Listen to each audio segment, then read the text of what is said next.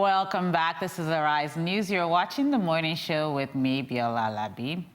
From baseline casual to boardroom attire, Zephans & Co. has got you covered. My guest, Nkiru Achukwu, is the founder and creative director of Zephans & Company.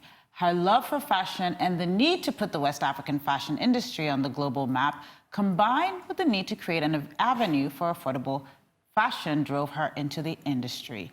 And there's no going back. Nkiru, welcome on the show. Thank you so much, Biola. It's such a pleasure to have you on. It's a pleasure to be here. And after our first guest, one of the things she said is how to make the best first impression. And as young people are graduating from university, they're going into their first jobs, one of the biggest impediments of making a first impression with what you're wearing is cost. Of course. Tell us how you've been able to sort of work around that and create something that can go from boardroom to, I guess, baseline. Yeah, yes. to baseline, yes. I guess. Yeah, so with my female brand, Le Victoria, the thing that, like, the major drive behind it was, how can I create an avenue where people can look like celebrities? I mean, you go on TV, you go on Instagram, you see, oh my gosh, she looks amazing. I want to look like that. So I was like, how can I create an avenue where people you start can... going to find out the prices for those things. And then you check and you see yes. $500, $1,000, I'm like, what's going on, yes. you know? And I was like, I want to be able to create an avenue where people can look amazing without breaking the bank. So that was what created my business. That was how I started. That was the drive behind it. Yeah. What were you doing before then? Oh, I was an accountant. Yeah. Okay, there was an auditor and an accountant, and now you guys are focused on the way people look. When you started saying, okay, I want to do this, how did you start to experiment with the right mix of what you can do? So when it comes to like finding the right mix of clothing, at the right price, the right people to make it, how did that process start for you? Well, I had a bit of help because I was born into a family of fashion. My mom was a fashion designer. Yeah, so you grew up... Exactly. So I grew up looking at the things that she would do, how she would piece stuff together. And, you know, you'd see fabric, and by the time she was done, you wouldn't even believe that it was... the same thing. The same thing, you know. So I definitely had a lot of help from my mom. So you loved the art of like seeing something like a pile of clothing transformed into because I mean, even when I was going to school, I was like, fashion is definitely going to be the end game. Well, I'm going to go and get this degree, you know, and then go to fashion school. Because, you know, in the past, when you tell your parents that, oh, I want to study fashion, they'll be like, no, that's like a side hustle.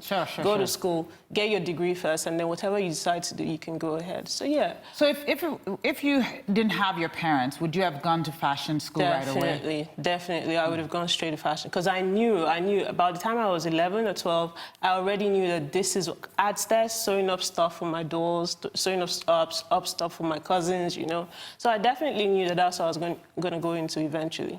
So you just took a long route to get there? Yeah, I mean, study the business of fashion. I mean, if you're going to make money from it, you have to know how to, you know, start.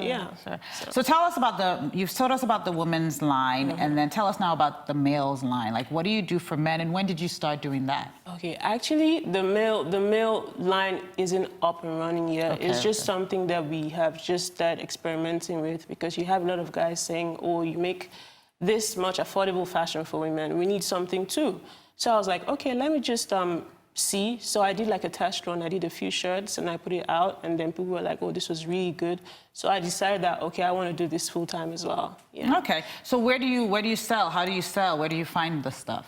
Okay. Our fabric is locally sourced. So tell me about that. They make the fabric locally, or do they buy it from somewhere else? Exactly. I feel like most of the fabric comes from China, but they all go to Aba in Abia State. Yeah, I get a lot of people asking me all the time, where'd you get your fabric from? How do you source fabric?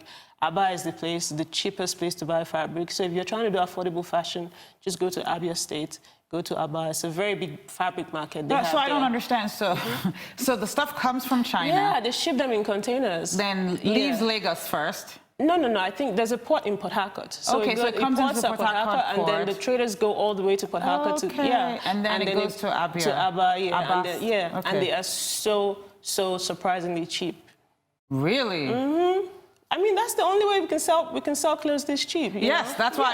I mean, yeah, because some people look at you and they're like, "Oh, are you even making any money?" Because you see, we have stuff for as low as 7,000, 5,000, and they're like, "How are you making any money?" I mean, fabric is usually. And this is an example of what you have. Yeah, sure. This is gorgeous. Thank you. And I love the fabric looks very unique and different. Thank you. Yeah. And this fabric you can find it of course in Aba market. Yes, definitely. And then you bring it back to Lagos, and then they make it for you. Of course. And then you do the designs, you come up with the... And then we have like tailors, we have local, as far as like locally, everything is locally made because we employ a lot of local artisans, you know. I mean, do our own little, like in our own little way, help. Create jobs. Yeah, create jobs, you know, so yeah. And build capacity because you have to train them in the way that you want them to do. Exactly. And sometimes they leave, but I mean, you feel like you've done something great for someone. Yeah. So tell me, so now you're doing this, what would be where would you like to take this? Because, you know, this is just the beginning. Of course. Where would you like to go next? What do you think is the opportunity, and what is the opportunity in Nigeria? Well, where would I like to go next? The thing is, we already sell abroad. You know, we do pop-ups. I just came back from like a series of pop-ups in America. We did like 4 states. So that was really good. So I feel like the end game is just to grow the business, get as big as we can. I mean, I'm looking at becoming like the ASOS of West Africa, not even Nigeria, you know. So that's like the end game for me, to be able to be so big that you can supply as many countries as possible. You know? So for you to do that, obviously there has to be much more support in production and manufacturing. Of course. What do you see what do you see that needs to be the support system from an infrastructure perspective to make that happen? Because you know, honestly, we're currently there's zero support from the government. You hear that, oh, you can go to BOI, get a loan, and you know, put it in your business, but that never really works out. So it really would be nice, it would be great if the government could actually put like a structure in place where they say, okay, fashion designers, this is what we can do for you. Because it is such a big market. You go abroad, you try to sell your pieces, and you hear people saying, oh, this was made in Nigeria?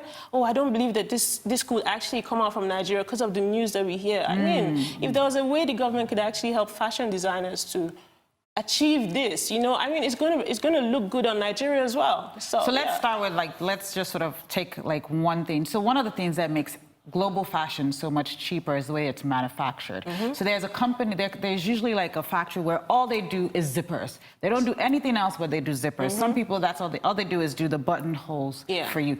Then there's some people that all they do is sort of cut and just sew. Of course. So when you think about that whole value chain, and that whole value chain has to change for you to become the ASOS of West Africa. Exactly. Where exactly do you see the government playing a role? Is it just to set up one big factory that has 24-hour power? Like, what is like the one thing if the government can do and then other people can come and fill in the gap? Well, what the government can do is actually put structures in place to train people. Yeah, if there's a structure in place to say, okay, if you want to be a tailor, if you want to do this, there is a way that we can train you guys. You know, just help someone, just provide skilled, like skilled labor. So you need a pool of good and skilled labor. Exactly. Yeah. So I mean, it would go a long way because we have like you get people who say, oh, I can sew, and then you have to train them. You have to train rigorous training. If there was an avenue where people could actually be trained, you know, I mean, you'll be creating jobs for millions of people. And then the last question I have for you before we go is, so the people that are buying these abroad, I mean, in places that you go in the pop-up arena, why is it what is attracting them to these outfits as opposed to sort of buying stuff at ASOS or Zara or something like that? Because those are all readily available to them. What is the differentiation that you're bringing to the market? It is just I feel like it is, first of all, the design. Our designs really stand out. And then they also like the fact that they can associate themselves with something that came all the way from Africa.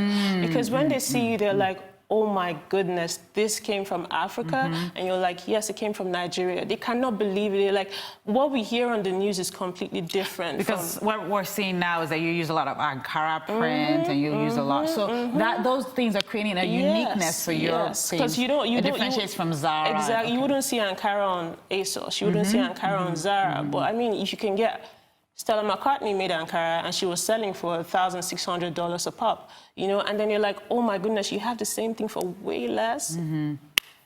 It's just an amazing thing for them. Fantastic. Well, I wish you all the luck. You are very determined, and it sounds like you're doing great stuff already. So I wish you all the best. And people can find you on. We're on Instagram. We're online. Our website is www.zephansandco.com. Our Instagram is Zephansandco, obviously. So we'll find you and place some orders. Thank you so much. Thank you, Nkiru, Thanks for having me. Here. Thank you. It's time now for a short break, but when we return, we'll be speaking with a procurement expert, Grace Okafor, on how to get the best value for your goods. Stay tuned.